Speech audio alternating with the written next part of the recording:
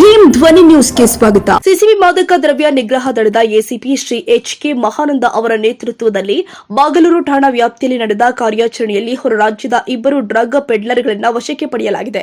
ಇವರಿಂದ 8,335 ಎಲ್ಎಸ್ಡಿ strips, 5 KG hydro ಗಾಂಜಾ, 534 gram charas, 2 mobile ಹಾಗೂ ಮಾದಕ ವಸ್ತುಗಳ ಸಾಗಾಟಕ್ಕೆ ಬಳಸಿದ ಒಂದು ದ್ವಿಚಕ್ರ ವಾಹನವನ್ನು ಜಪ್ತಿಪಡಿಸಲಾಗಿದೆ. ಇನ್ನೊಂದು ಪ್ರಕರಣದಲ್ಲಿ ಅಂಚೆ ಮೂಲಕ ಚಾಕೊಲೇಟ್ ಹಾಗೂ ಬಿಸ್ಕೆಟ್ ಬಾಕ್ಸ್ಗಳಲ್ಲಿ ಆಮದು ಮಾಡಿಕೊಂಡಿದ್ದ 1.5 ಕೆಜಿ ಹೈಡ್ರೋ ಗಾಂಜಾವನ್ನು ವಶಕ್ಕೆ ಪಡೆಯಲಾಗಿದ್ದು, ಇವುಗಳ ಒಟ್ಟು ಮೌಲ್ಯ 10 ಕೋಟಿಗೂ ಅಧಿಕವಾಗಿದೆ.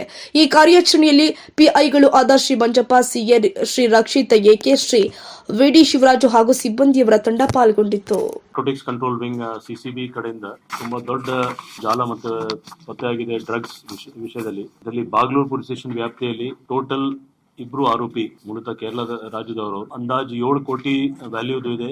4 ಕೆಜಿ 500 ಗ್ರಾಮ್ ಹೈಡ್ರೋ ಗಾಂಜಾ, 500 ಗ್ರಾಮ್ ಚರಸ್, 8335 ಎಲ್ಎಸ್ಡಿ ಸ್ಟ್ರಿಪ್ಸ್ ಮತ್ತೆ 2 ವೀಲರ್ ಮತ್ತೆ ಮೊಬೈಲ್ ಫೋನ್ಸ್ ಜೊತೆಗೆ ಒಂದು ಪೋಸ್ಟ್ ಆಫೀಸ್ ಇಂದ 1 ಕೆಜಿ 500 ಗ್ರಾಮ್ಸ್ ಹೈಡ್ರೋ ಗಾಂಜಾ. ಇದರದ್ದು ವ್ಯಾಲ್ಯೂ ಕೂಡ ಅಂದಾಜು 3 ಕೋಟಿ ಓಪನ್ ಮಾರ್ಕೆಟ್ ಅಲ್ಲಿ. ಇದು ಒಂದು ದೊಡ್ಡ ಅಫೆನ್ಸ್ ತಪ್ಪಿಸಿದ್ದಾರೆ ನಮ್ಮ ಎನ್ಸಿಸಿಬಿ ಅವರು. ಸೋಷಿಯಲ್ ಮೀಡಿಯಾ ಮಾನಿಟರಿಂಗ್ ಇಂದ ನಮಗೆ ಕೆಲವು ಮಾಹಿತಿ ಆಧಾರ ಮೇಲೆ ಸಿಸಿಬಿ ಅವರು ಒಳ್ಳೆ ಕೆಲಸ ಮಾಡಿದ್ದಾರೆ. ಇದು ಡಿಸ್ಟ್ರಿಬ್ಯೂಟ್ ಆಗ್ಲಿಕ್ಕೆ ಮುಂಚೆನೆ ನಾವು ಹಿಡಿದಿದ್ದೀವಿ.